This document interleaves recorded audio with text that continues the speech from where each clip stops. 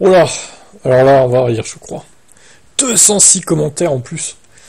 Nous vivons dans un monde où la première chaîne de télé du pays a décidé de diffuser de la propagande à une heure de grande écoute pour inciter les consommateurs français à ne pas acheter de voitures électriques. Ça vient d'en haut. Voilà ce que soutiennent certains partisans des voitures électriques qui refusent de voir dans un reportage maladroit autre chose que les erreurs classiques commises par les automobilistes lambda.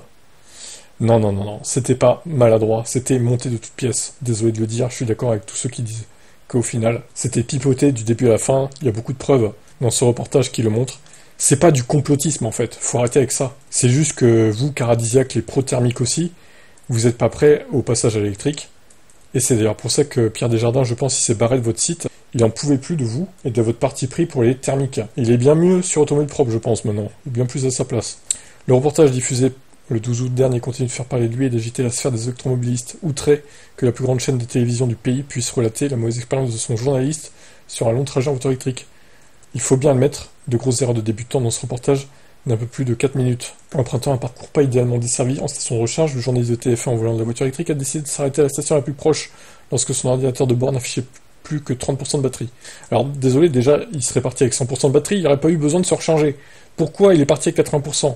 Ça, c'est vraiment une des plus grosses erreurs d'ailleurs. Il est malheureusement tombé sur un équipement en panne. Plutôt que de se reporter à la station de charge rapide présente dans les environs, il a choisi une borne de courant alternative bien plus lente. Il a fait exprès, tout en ayant croisé une autre borne rapide en panne sur le même trajet. Résultat, il est arrivé avec 1h30 de retard à destination par rapport au thermique. Vivement critiqué pour ses erreurs sur les réseaux sociaux depuis, les journalistes de TF1 sont depuis pris à partie par des avocats de la voiture électrique, particulièrement virulents. Leur tort principal ne pas être des spécialistes de la voiture électrique, pour résumer. Je suis désolé, quand t'as une chaîne comme TF1 ou même France 2, qui a aussi fait des reportages à charge, tu te dois de bien connaître ton sujet et de ne pas induire les gens en erreur. Je suis désolé, c'est la moindre des choses. Ce sont des gens qui ont des millions d'audience, qui parlent à des millions de gens en plus sur les réseaux sociaux, qui voient les vidéos en rediff. Des gens qui ne regardent pas forcément la télé. Ils voient ça, ils disent quoi? C'est de la merde des voitures électriques en fait. Les erreurs commises par ces automobilistes, visiblement peu au fait des usages de la technologie électrique, pourtant nous paraissent excusables. Qui n'a jamais découvert ce genre de déconvenu en utilisant pour la première fois une voiture électrique sur un long parcours ou même des points de recharge en ville? Le journaliste de TF1 a lui-même avoué sur Twitter, précisant être surpris de la teneur et du nombre de réactions. Il a expliqué n'avoir aucune expérience en la matière et beaucoup appris de ce premier trajet avec un retour qui s'est nettement mieux passé. Certes, il aurait sans doute pu expliquer davantage cette nécessité de l'apprentissage des trajets en voiture électrique et préciser le bien meilleur déroulement du retour, comme nous l'ont confirmé des responsables de Volkswagen France ayant prêté le véhicule. Le programme était un aller-retour et non simplement un aller, sur lequel se focalisait l'ensemble du reportage.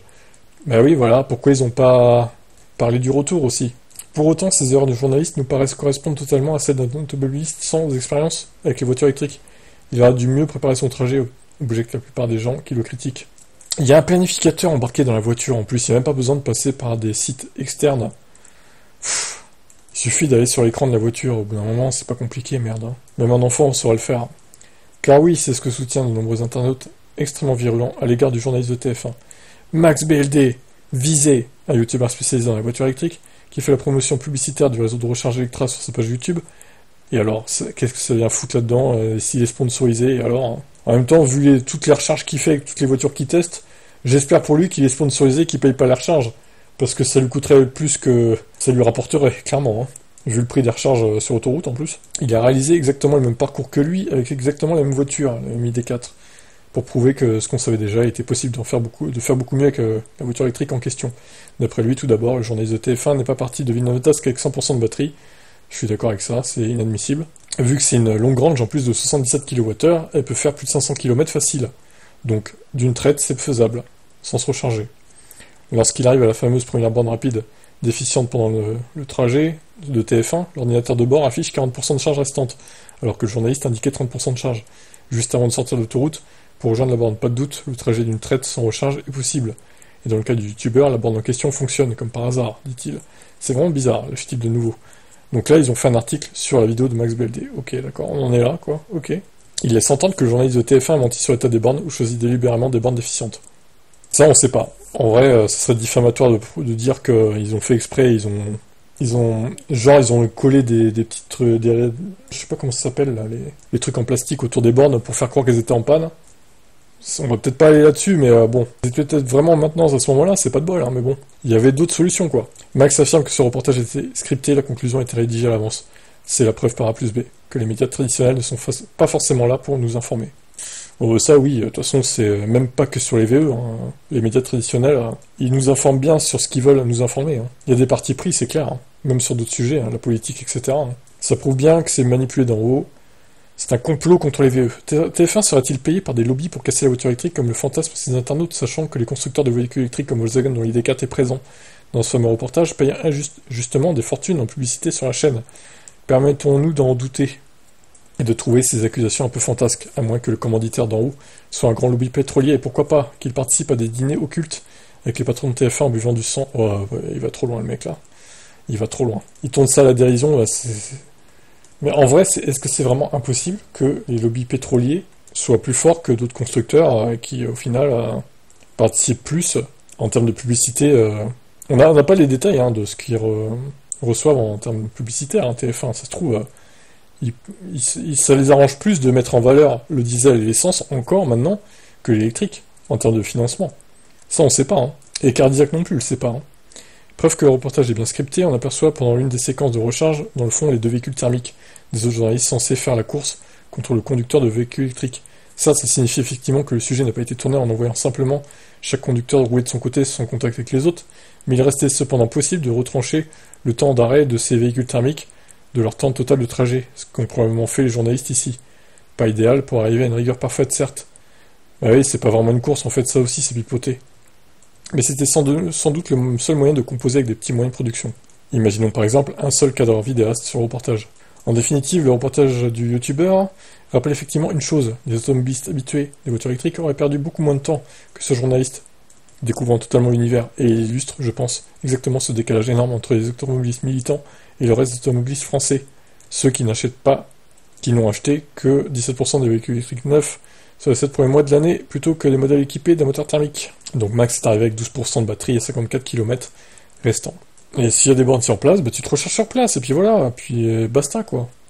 Il faut pas avoir peur des chiffres 10, 8, 7%, c'est bon quoi. Il y a de la marge encore. À la fin de la vidéo, le youtubeur concède qu'il n'y a que très peu de bornes sur place et doit rouler 10 minutes de plus pour aller recharger une borne en dehors du village. Je me trompe peut-être, mais j'imagine que de telles contraintes qui impliquent de perdre au moins une demi-heure aller-retour dans le cas présent restent insupportables pour une majorité d'automobilistes. Ça dépend encore une fois. Si vous avez une location à Etretat par exemple et que vous pouvez vous recharger à la location directement, il n'y a pas besoin de faire cette navette à la borne rapide. Ah oui, il y a ça aussi. Les réseaux de recharge continuent de s'améliorer en France et dans les autres pays, tout comme les véhicules eux-mêmes. J'imagine que ce sont ces points-là qui vont permettre de faire le basculement, plutôt que des positions aussi revendicatrices et agressives sur un sujet où toute forme de défiance, même argumentée, est fermement rejetée. Plutôt qu'un complot, permettez-moi donc de voir dans ce reportage qu'une illustration un peu maladroite des problèmes qui émaillent la vie d'électromobilistes débutants. 206 commentaires, waouh, c'est énorme. Je crois que c'est un des articles où ils ont eu le plus de commentaires, quoi.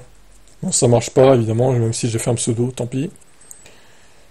Bref, ils sont un peu trop compréhensifs avec TF1, je trouve, sur Caradisiac. Ils voient pas le mal, en fait. C'est juste une erreur du journaliste, oui, bien sûr, oui. Ça commence à faire beaucoup d'erreurs, hein, qui s'accumulent, hein, j'ai envie de dire, hein, qui sont contre les vœux à chaque fois, hein, bizarrement. Bref, moi j'espère toujours, est-il que Max n'aura pas de problème avec sa vidéo. Ça se trouve, ils vont le faire chier, TF1, ils vont lui foutre des avocats au cul pour diffamation, je sais pas quoi. Ils en seraient capables en vrai, hein. J'espère qu'il n'aura pas ce genre de problème. Bref, à voir le futur reportage de TF1 du coup, sur les gens soi-disant déçus des VE qui repassent au thermique. Bye bye.